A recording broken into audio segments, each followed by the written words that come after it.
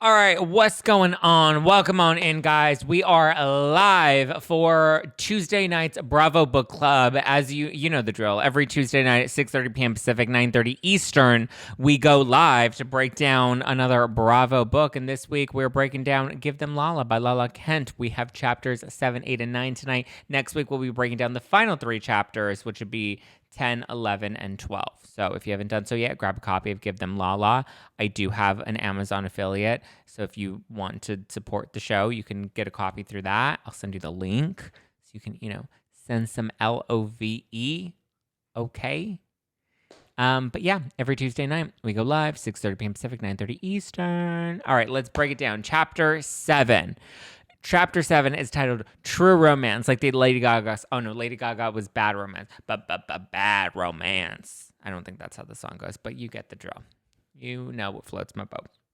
So, Chapter 7, Lala talks about wrapping up season 4 of Vanderpump Rules. She said that a producer walked into SUR one night and was working at the front desk, and it happened to be Randall Emmett.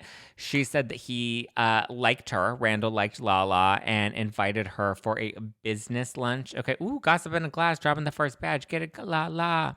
Move them hips, girl. Boom, boom, boom, boom, boom, boom, boom. Okay, so Randall comes up to SUR and he's like, yo, boo, I want a table. And she's like, sorry, we're busy. But she knew he was a big deal. So she's like, holy guacamole, I got to find him a table. So that way, I can give him a blowjob and he can give me a Range Rover. So she ends up finding a table for Randall, and the assistant ends up being like, yes, you're the bomb.com. I'm going to set up a business meeting with you and Randall, and it's going to be at Mr. Chow's so that you guys can chow down together. And then later on, he can chow down on your downstairs. She said that she wasn't going to drink and she was definitely not going to be cussing because in this business meeting, she was going to make sure she was on her best behavior. She's like, this is it. This is my chance. This is my time. The contract that I signed that said that I was going to be a star, I am now about to be a star, and Randall Emmett is going to make all of my dreams come true. She was supposed to do a reading for Randall after the Mr. Chow meeting, but he ended up getting sick, and then she ended up getting sick, and they were trying to schedule it out, but them both being sick, they couldn't make it happen. Which a little convenient that they both happened to be sick at the same time. Wink, wink.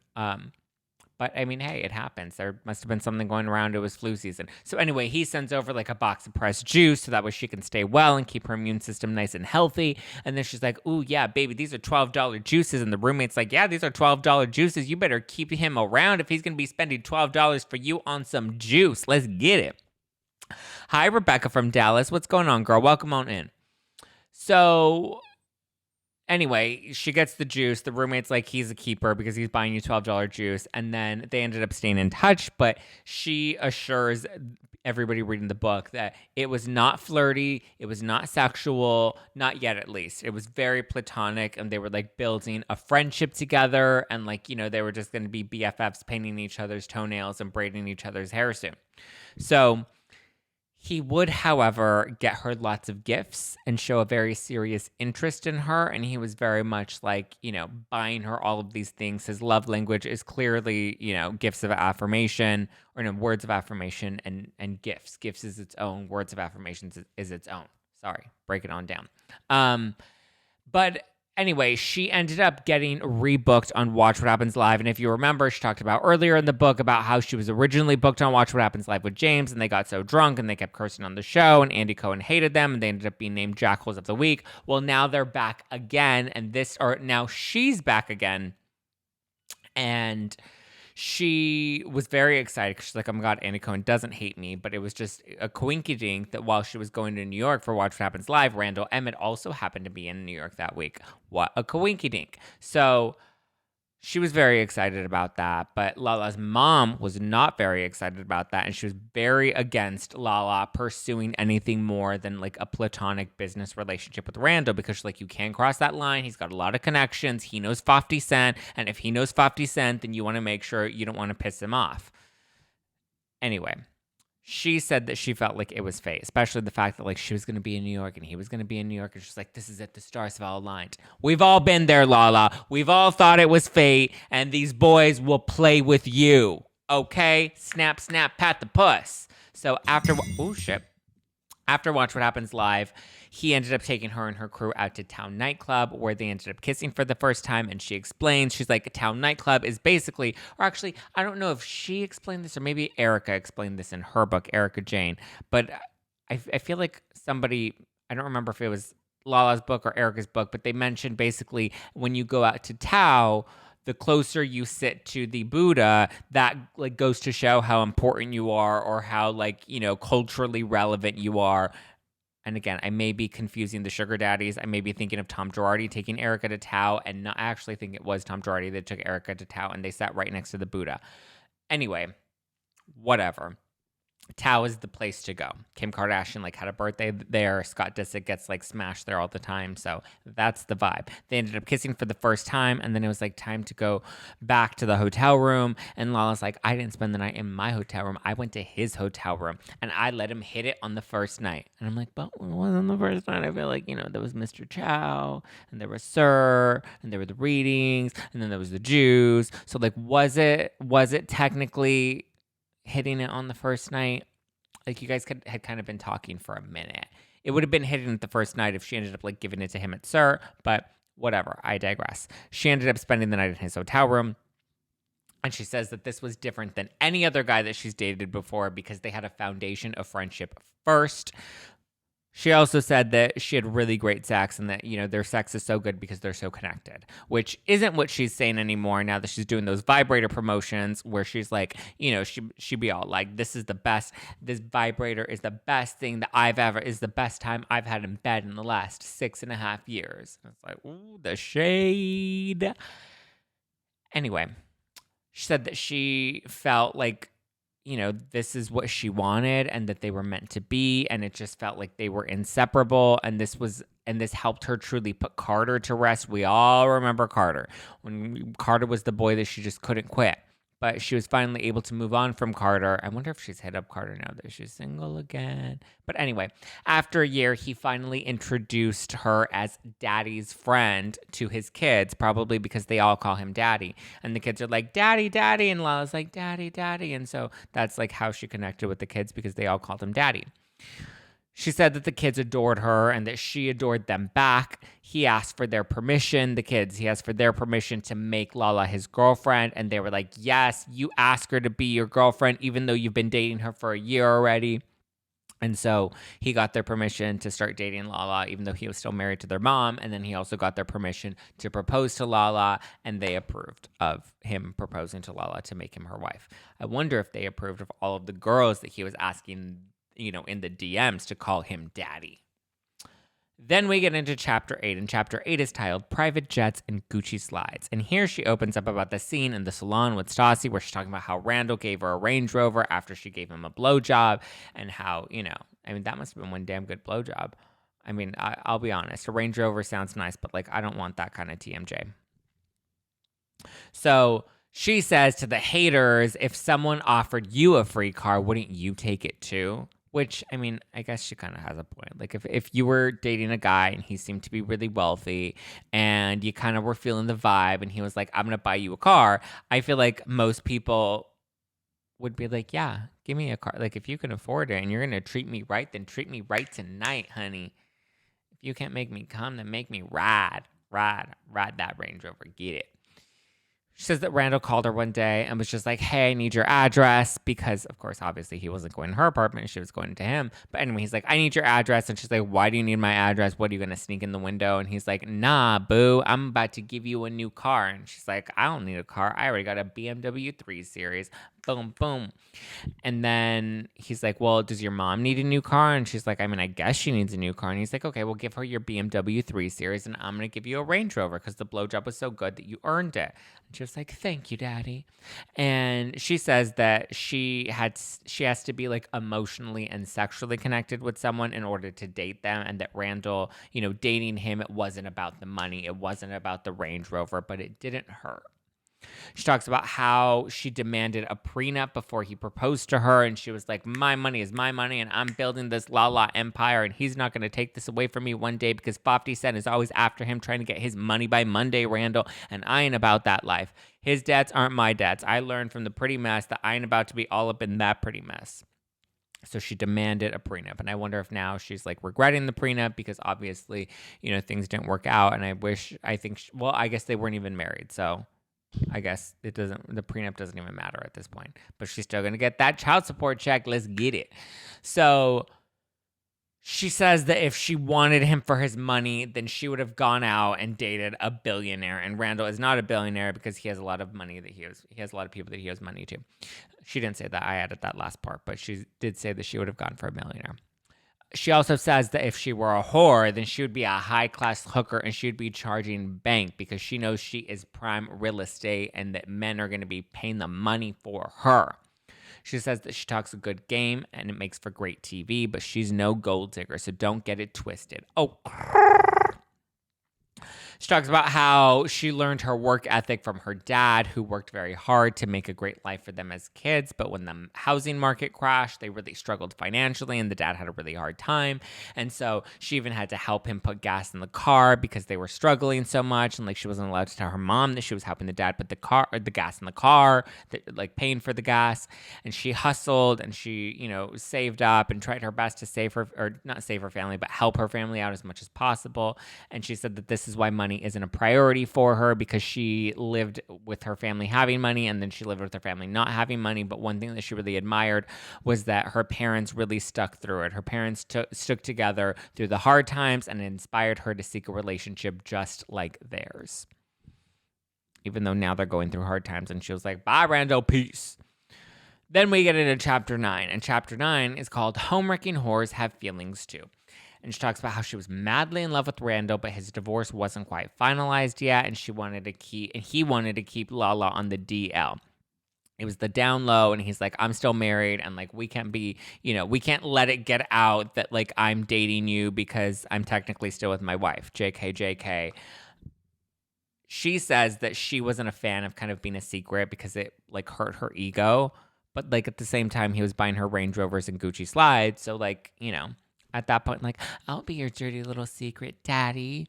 But she wanted to make sure that she still loved him and like was able to proclaim her love for him. So she got a little tattoo, and the little tattoo said R.E., and R.E. are his initials, Randall Emmett. Just in case she ever got lost, people knew who to return her to.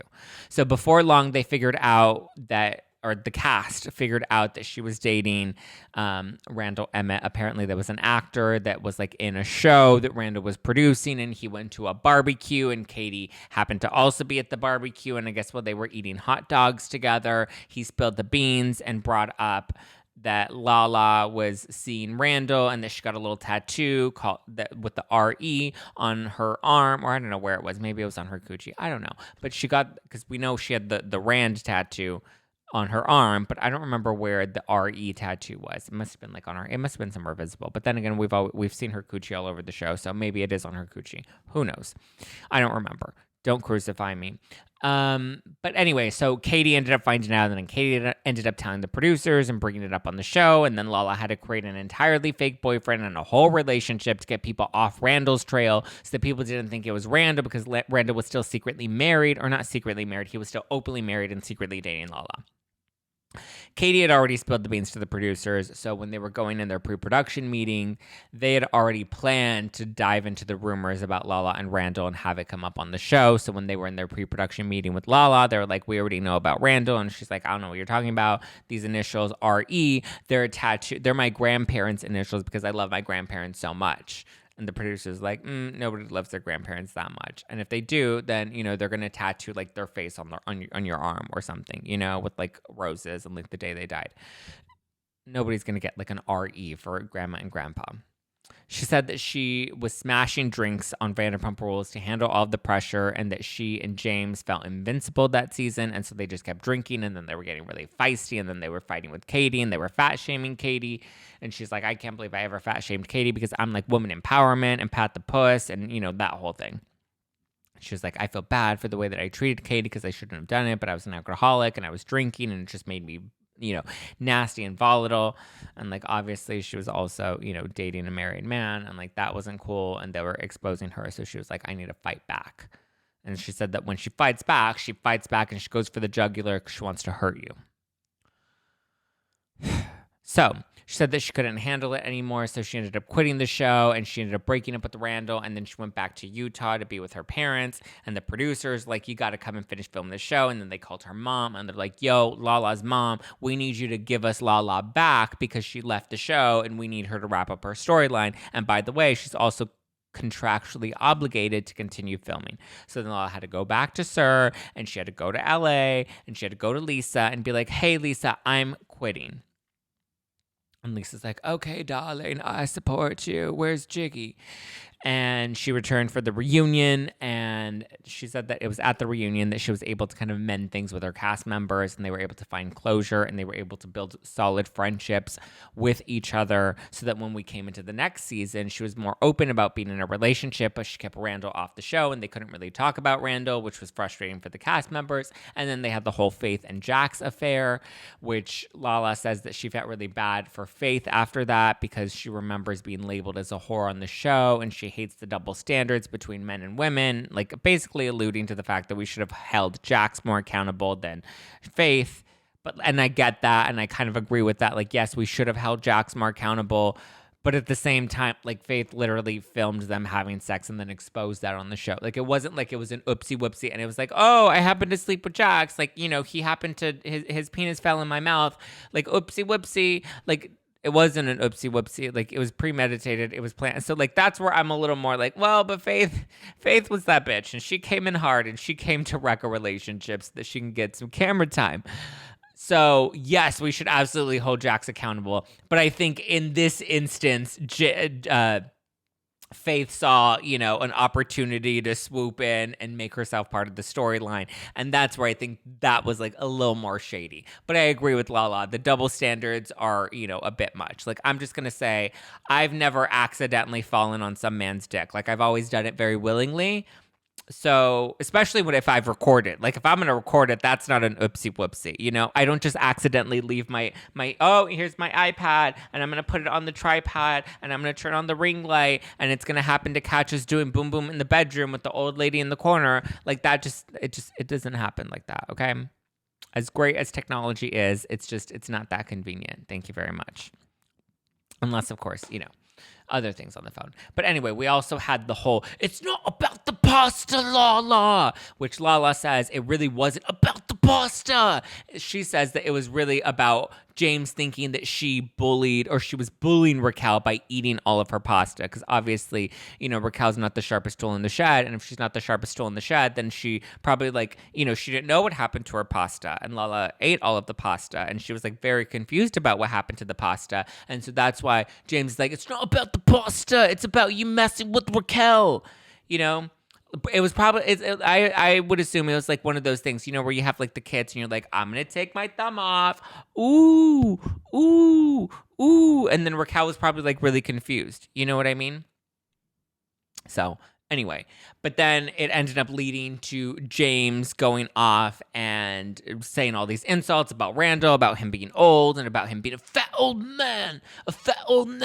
And then she's like, oh my God, I hope this doesn't air on the show because then Randall's going to see it and I'm going to have to end my friendship with James. And he likes me and I like the attention from him liking me and I don't know what to do.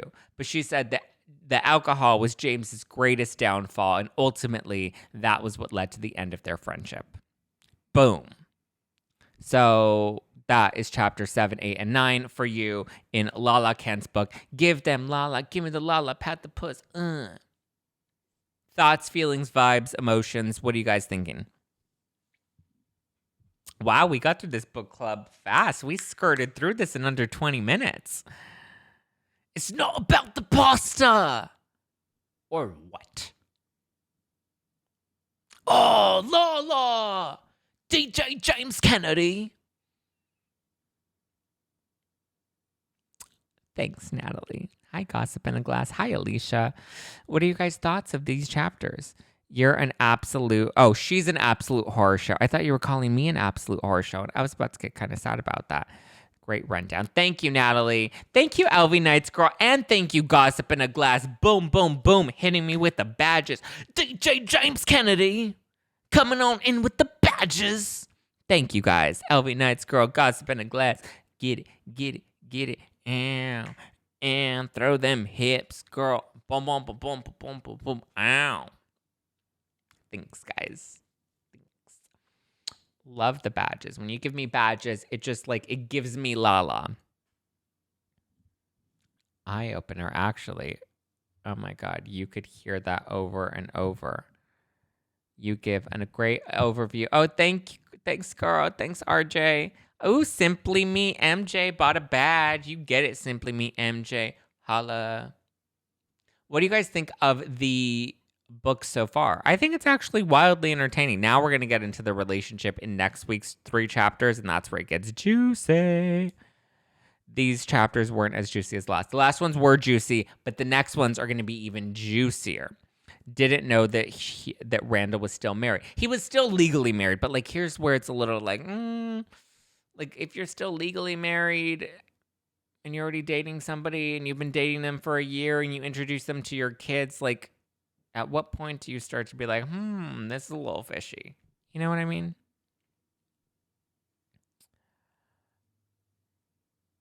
Yeah, nah, I didn't know that he was married. I thought he was already divorced. He was still legally married, but they were technically separated. So,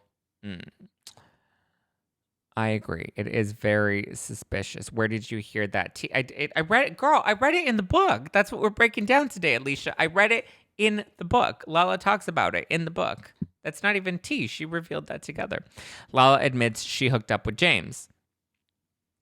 Yes, but like, define hookup, because like hookup means different things to different people. So I think they've like made out. I love your cabinets. Oh, thanks, D Dominic. Thanks, boo. I wish I could say I painted them myself, but that's like saying Lala and Randall were really in love.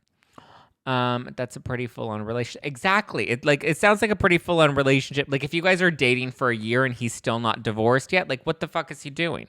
You know what I mean? If I were dating a man for a year and he introduced me to his kids, but I still had to be on the DL because he wasn't divorced, legally divorced from his wife, that's a little iffy-wiffy. That's suspicious. Don't be suspicious. Don't be suspicious. Don't be suspicious. Don't be suspicious. Don't be suspicious. Don't be suspicious. You always look fab. Oh, thanks, Bill. Thanks, Simply Me, MJ. You're so sweet. Oh, Farah, 1616. Ferrari. A real red hot Ferrari. Thanks, Farah, for the 3 badges. Is it Farah R or is it Ferrar? I don't want to fuck up your name, boo, so please let me know. What do you think of Gigi calling out for going on a Rand press tour? That's interesting. Because I understand both sides of it. It's funny. I was actually talking with Jess from Hot Takes and Deep Dives about this because she came to me the other day. We were talking about it, and she's just like, well, wasn't she supposed to like reveal everything at the reunion? And we're not getting the reunion until the end of January, because I think right now today's episode is episode 12 and there are 15 episodes in the season before the reunion. So we still have 12, 13, 14, 15. We still have 3 more episodes, 2 before the finale, but 3 more episodes before we get to the reunion. And the reunion's not going to air until the final week of January. So that's the part where it's like, why is she going on this entire press tour? And Jess was like, that's really stupid of like Bravo to allow her to go on a press tour. But I'm like, well, technically she's allowed to go on this press tour because you make me laugh out loud. Oh, thank you, Sunny. Thanks, boo. Technically she's allowed to go on a press tour because what she's talking about wasn't on the show. It didn't air on the show. So they usually have a gag reel for things that happen on the show and they don't allow you to talk about the storylines. But because none of this Randall stuff happened while they filmed anything, she's allowed to go and mention it all. I'm curious, though, as to like why, or maybe Bravo did try to, keep her from saying anything. Who knows? But yeah, she dropped it all. She sure did drop it all. Wait, Vanderpump Rules gets a reunion, but Roni didn't. Ugh. Well, I mean, all of the shows get a reunion. Ebony just fucked up New York so much that they killed that opportunity. Yeah. Yeah, so that's how she's able to talk about it, Natalie. But she's going on like this major press tour. literally did like an Us Weekly interview. She went on Not Skinny, Not Fat. She's been talking about it on her podcast. She's going on a whole podcast tour. At this point, like, I don't even know what she can reveal on her because she's pimping up her podcast tour, basically saying, like, I'm going to mention it all. I'm ready to pop this lid off and blow all of this out of the park. And it's like, but what do you have left to reveal that you haven't already revealed? Like, she literally, like, I was watching the Us Weekly interview and I was like, damn, girls, like, really? Like, or maybe it was Page Six. No, I think it was Us Weekly. Evan Real. Maybe it was Page Six. But I think, I don't know. She did an interview with Evan Real, and she really just kind of laid it all out there. And he even kind of went into it, and he's like, I read your book so that I can be prepared for the interview. And I'm just kind of like, homie, I'm reading her book, and I have a lot more questions for her. Oh, you should have her on your show. I had her on my show back in May. I think I put a request in to have her back on my show like a few weeks ago, but I never really followed up on it. I don't even know if she would do my show again at this point. And to be honest, now that she's going on everybody else's show and kind of like giving them all of the scoop and the tea, like, is she really going to have anything new to offer me on my show? It would be kind of nice, though, to talk to some of the other cast members and be like, what do you think of what's going on? I think that she's going down the route of Hannah, and hopefully she leaves the show. Lala simply isn't compelling. I disagree. I love Lala. I think she's wildly compelling, and I think after the loss of Stassi, Jax, and Kristen, Lala's probably the most compelling on the show. Sheena's great. Love Sheena. She kind of brings the same formula every time. But you need somebody like Lala that's a lightning rod that can kind of push the story forward. I guess we have Katie, but have James on your podcast. I would love to have James on my podcast. That might actually be happening soon. It's been discussed about bringing James on the podcast. But James doesn't do podcast interviews, but it has been discussed and it has been something that's been put on the table that I think I may actually activate and be like, yeah, let's actually do this. Let's make it happen. Thank you, Sunny. XOXOXO Gossip Girl. Thanks, Sunny Boo. Love ya. He would be bomb. James would be a firecracker to have on the show. I would love to have James on the show. I would kind of like to have Sheena on the show, especially because her relationship with Brock was really put in the hot seat, that I'm curious to know what they think about all of this Lala stuff now. Aside from James, who else would you guys like to see on the show? Tell me.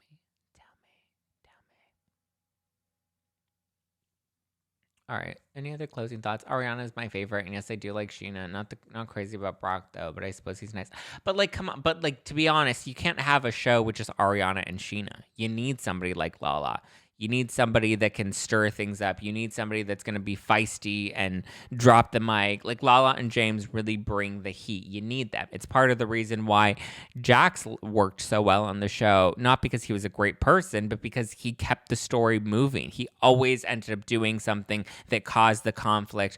That way we could have some sort of resolution. That's what we love about reality TV. It's conflict and resolution. People like Jax and Lala and Stassi and Kristen, those are the people that keep the show alive. And then you have the Arianas and the Sheenas and the Tom Sandovals and the Tom Schwartz that kind of keep everything in balance because, you know, they're not as fiery, they're not as feisty, but they kind of just, you know, they balance things out. But yeah, we can't get rid of Lala. Hannah Berner, on the other hand, was a very different story. You can't compare Lala to Hannah. Hannah was like obnoxious. Hannah lied about her relationship. Hannah faked storylines. I think she was a little different from Lala. She also didn't have the same pull that Lala had. Like, Lala's been on a lot longer, and Lala's accomplished a lot more. Stassi, get the outside perspective now. Love her. I've tried to get Stassi on the show. She's not doing any podcast interviews, though. Her team's like, nope, she's not doing it. So I was like, okay.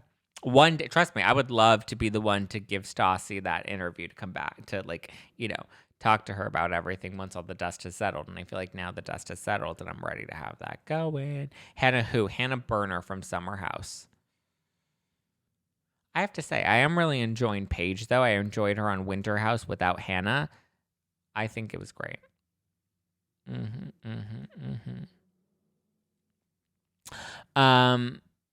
Okay, guys, any other thoughts, feeling, vibes, questions about Give Them Lala before we wrap tonight's book club? We will be going live again this Thursday night, as we do every Thursday night, 6:30 p.m. Pacific, 9:30 Eastern. But any other comments, feelings, vibes. Give them Lala. Fuck, my foot fell asleep. I had my legs crossed.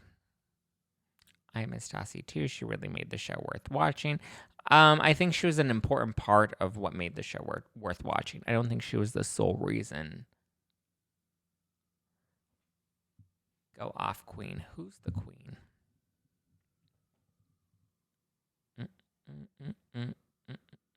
Oh, are we doing after party? Well, we're at 5 badges. If we can get to 10 badges before we wrap this up, we'll do an after party. After parties are always fun. We do after parties on my personal account at Just Plain Zack. They aren't saved. They aren't recorded. So whatever you get, you get. And if you want some real tea, I give you all the tea, all of it.